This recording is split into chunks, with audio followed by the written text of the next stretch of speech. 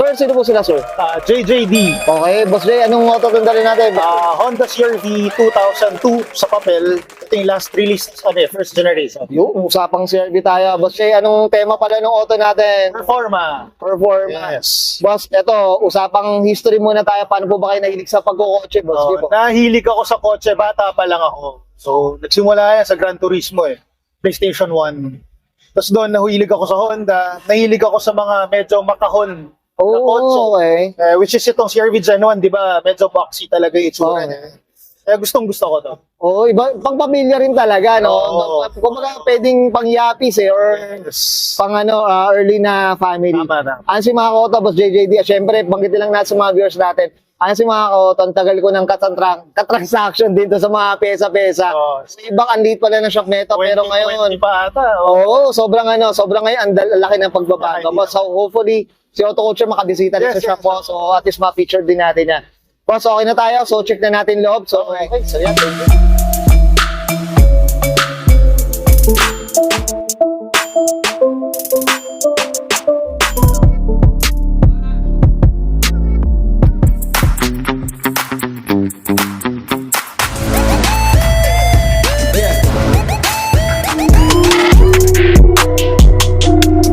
Usapang interior tayo, Boss JJD. Anong meron dito, Boss? So ito, Performa inspired. So syempre, simula tayo sa gauge. So yung gauge ko, Performa na manual yan. Okay. So color yellow. Tapos next naman, ito, mga Performa na climate control, clock. Kita nyo, carbon fiber yung finish niya. Oh. Originally sa Japan, Performa, ganyan. So ano siya, accessory siya. Optional accessory. So hindi siya skin-in, hindi siya sneaker, ganyan talaga yan. Ayan, Performa na clock, climate control. So kung mapapansin mo, dark green na yung glove, yung plastic. Oh. Performa inspired. Even yung, ito mahirap. Pag manual, yung Performa, the dark gray. Okay. Na panel ng manual transmission. Ito, gray din, gray. Manibela Dark na, natin. no? Dark na rin talaga, no? Manibela natin, personal green ta. Ayan. Okay. Kompleto naman dito, Japan, shade shoulder, big dome light. Ayan, no? May gather speakers tayo, satellite. Kompleto yan. May underseat din tayo sa ilalim. Tsaka itong upuan natin. Oh, yung apat na speakers, harap likod, gathers din yan. Okay. Performa na walang armrest kasi manual. Oh. Kaya naglagay tayo ng Performa na center console armrest. Kailangan din talaga, boss, no? So, Okay. fiber na shift knob. Tapos kung titingnan nyo dito sa baba, yung mating ko, original left-hand drive manual. Oh, okay. Ayan ang mahirap. So, galing siyang US. Yeah. Para talaga fumit lang din talaga, boss, no? Okay, no? Okay. So talagang kumpleto na rin talaga, no? Almost. Usapang CRV, ito na talaga yung mga tao. Tapos yung mga switches, kompleto. Oo, ayan, okay. Kompleto yan. ETC, ito, Twitter pods. Original Japan yan. Okay.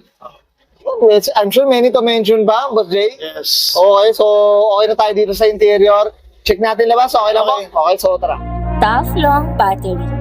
Tough and long. Usapang lasting. exterior tayo, Boss Jay. Okay. Ano meron dito, Boss? Sige, Boss. Sige, so una Performa tayo, no? So Performa grill.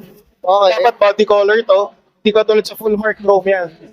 Ito, nakuha ko to, naka-gold emblem na. Yan, medyo rare na yung gold emblem na yan. Oo nga, hirap Mahirap yan. Next naman, itong Japan na bumper with fog lamps yan. Okay. Ito, merong stone guard. Rare na rin yan. Tapos overrider. Okay. Yung sariwa yung chrome. Yan yung basehan niya yun. Yung freshness ng chrome talaga. Oo nga. Tapos ito, yung skid plate. Yung pakal. Pakal yan. Bakal pala to? So, yan yung original. Yan, rare na rin yung skid plate. Third na rin. Okay. Tapos sariwa ang Stanley na headlight. Grabe. Parang bago. Fender mirror. Okay. Ito, Boss Jay.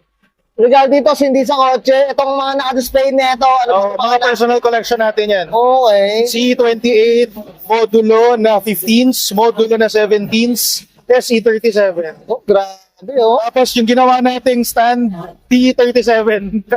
Talagang no? Boss, pag hindi mo na kailangan ng stand muna, ha? Okay, stand. So, Ito, original matting yan. okay. Yung CRV. Ito, all amber. Stick lights. So, hindi ko stock natin, di ba? May Okay. parang frame na black yan. All amber. Walang walang block sa gilid eh. No? Boss, ito, usapang mags, preno, suspension, ano kwento, boss? Sige po. Okay, sa Max naman, ito T37 na 17s. Partner niya syempre, Michelin Pilot Sport 5. 45-45-17. Preno natin, Alcon, with the 320mm na rotors. V-caps, ARP na long stud, race na open-ended lug nuts. Kompleto na rin talaga. Coilovers natin, Lions Racing yan. Naka-coilovers. Yung natin. Ito, boss, ano to mga collection mo dito, boss? And then, ito medyo rare na performa na manibela. Oh, ano ba, pambenta o? Display, personal. Pang-display lang din talaga. Kasi talaga makakuha. Oh, grabe. Kaya nagtatabi muna tayo. Okay, boss, usapang kulay tayo. Anong kwento sa kulay natin, Yung boss? color nito, originally, marami kasi tayong pesa, di ba? Mga parts sa shop. Okay. Yung original pearl white ng Japan. So, dito ko pinasa talaga yan. So talaga ito yung pinagkopyahan, no? Hindi siya taffeta white pearl white siya. Pearl white, okay. Ito, boss, mga peso dito. Ayan, yung chrome na side mirror cover, sariwa.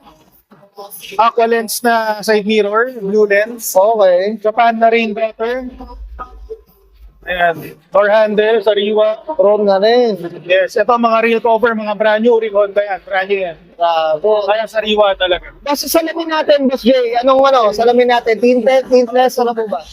Green glass na lahat yan. Parang, Tingless na rin, lahat. hindi lang iwan lang ito. Dito ko pinalitan to. Ay, okay. Yan po, pati likod Sige, boss, dito sa likod ng makina. Chrome na plate, garnish, performa. Ito medyo rare na rin. Oo, rare na rin po. Gold emblem na tailgate. Okay. Tapos, locking mirror, sariwang spoiler. Tapos, syempre, kung T37 tayo, spare tire natin, T37. 5 pieces no? Boss, ito sa ilalim natin, meron dito? Ultima chambered muffler. Okay, ayan, no? Tsaka naka-LCA na rin. Yes, Naka-LCA na rin, no? R3 camber kit. Okay. Grabe, oh. Boss, okay na tayo dito sa laba. Check natin makina. Okay po. Okay, so okay. Usapang engine bay tayo, Boss Jay. Ano meron dito, boss? Sige po. Ito, boss, sabi nga, stock lang. Kasi yung makina ko, stock V20 engine pa rin. Wala namang pinalitan sa loob eh. So, stock pa rin lahat yan. Nagdagdag lang tayo ng heat shield, V20 heat shield. Ito, rare na to. Itong Cusco na strut bar. Partner siya dito sa low intake manifold. Itong manifold na yan, nakikita natin sa V18. Pero originally, yung intake manifold na yan, galing yan sa Honda CR-V Gen 1 Japan na manual. Sa manual kasi mababa talaga yung intake manifold niya. So, sumakto para sa Cusco strut bar ko. Oh. Tapos, lagyan natin ng Group M na air filter. Tapos, yan, NGK na blue. Tapos, Brickmaster na blue, battery na blue para syempre nasa theme yung kulay. Oo, yung isang kulay. Silver blue, oo. Okay. So, Cusco rin na radiator cap. Boss, ito, ano siya, 2 liter siya, tama, boss? Yes, no? 2.0. Boss, ito, regarding consumption, maintenance, kamusta naman yung CRV natin, boss? Fuel consumption, sabi nila pag CR-V Gen 1, malakas talaga, di ba? Pero dito sa manual, mabait eh. Siguro dito, pag traffic, nasa 7-8 kilometers ako per liter. Pero kapag highway driving naman, malayuan, kaya ko mag 10-11. So, tipid to. Oo, Mabait to, mabait to. mabait. Kaya hindi ko na pinapakilaman yung laman loob eh, kasi mabait siya. Mabait. Kumbaga, TLC rin talaga, boss, no? TLC rin talaga. Karangkata talaga. Yes, mga naka-CRV dyan. Honestly, pag manual rin talaga, medyo may tibid rin talaga. Yan talaga, oo. Saka yun nga, kung wala namang sira, hindi ko pinapalitan. Hindi ko nilalagyan ng ganyang modification. Kasi okay naman eh. Yung maintenance lang talaga, boss. Oo, walang sakit sa ulo, mabait, tipid. So, add ko na lang itong insulation, hood insulation.